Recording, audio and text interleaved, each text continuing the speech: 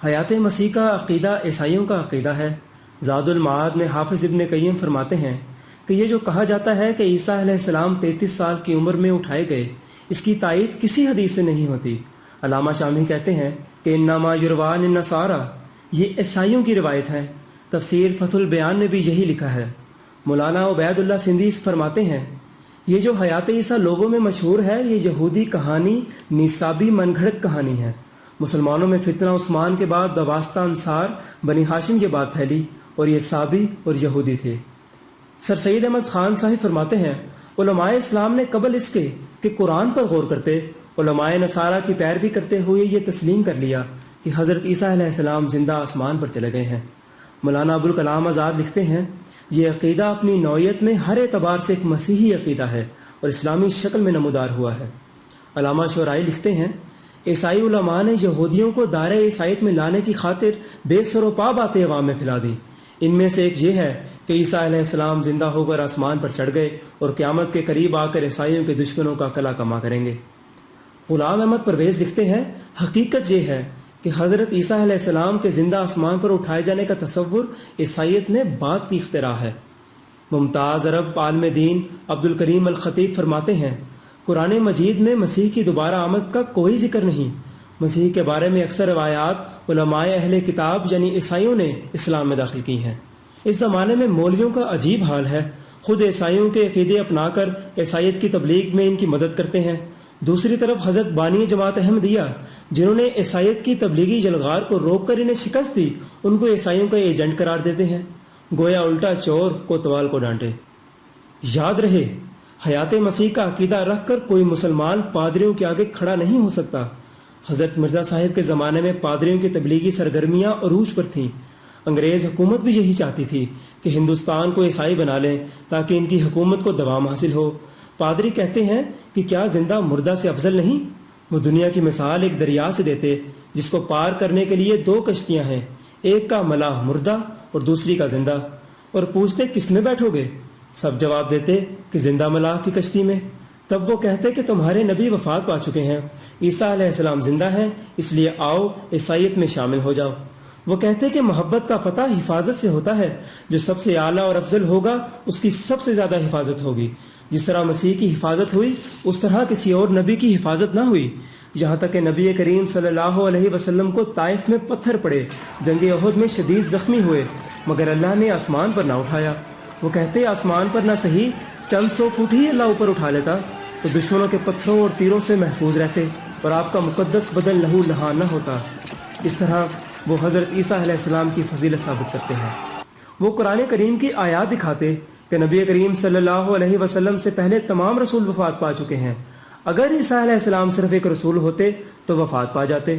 وہ کہتے کہ جب کفار مکہ نے نبی کریم صلی اللہ علیہ وسلم سے زندہ آسمان پر چڑھنے کا نشان مانگا تو آپ نے انکار کر دیا کہ میں بشر رسول ہوں، اگر عیسیٰ علیہ السلام بھی بشر رسول ہوتے تو کبھی زندہ آسمان پر نہ جا سکتے، اس لیے لازماً ان کو اللہ کا بیٹا ماننا پڑے گا۔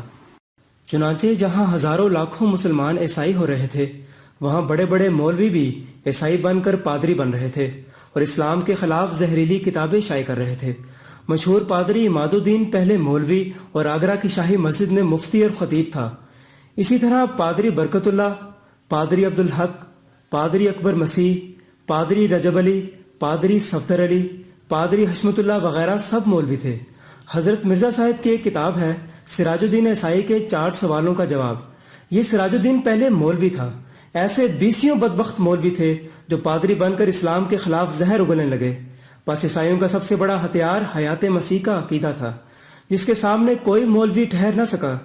پادریوں کی کامیابی کا یہ حال تھا کہ اعلان کرتے تھے کہ آئندہ چند سالوں میں نعوذ باللہ مکہ مدینہ پر بھی یسوع مسیح کا پرچم لہرا دیں گے۔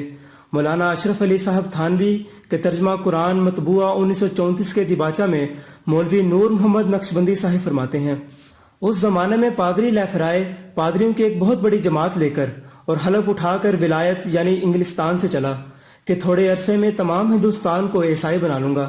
ہندوستان میں داخل ہو کر بڑا تلاطم برپا کیا۔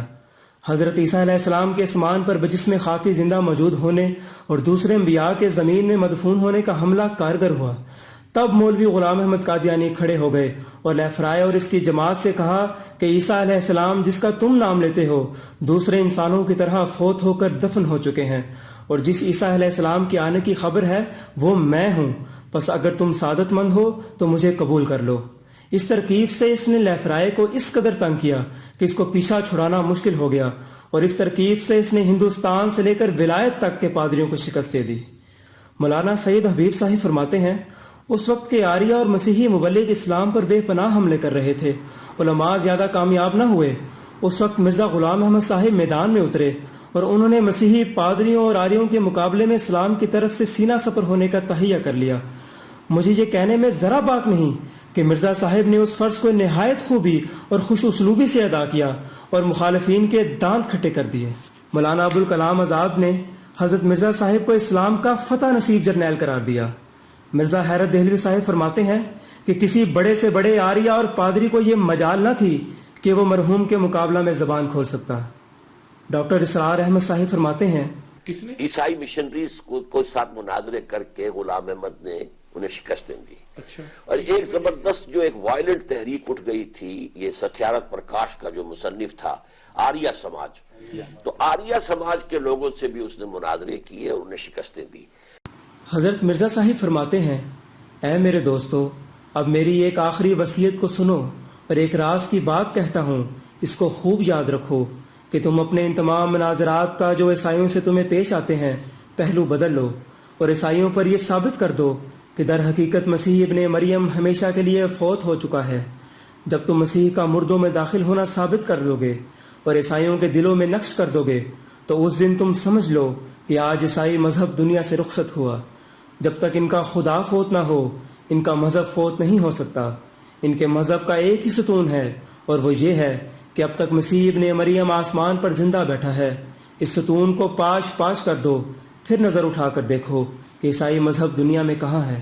غیرت کی جا ہے عیسیٰ زندہ ہوا آسماں پر، مدفون ہو زمین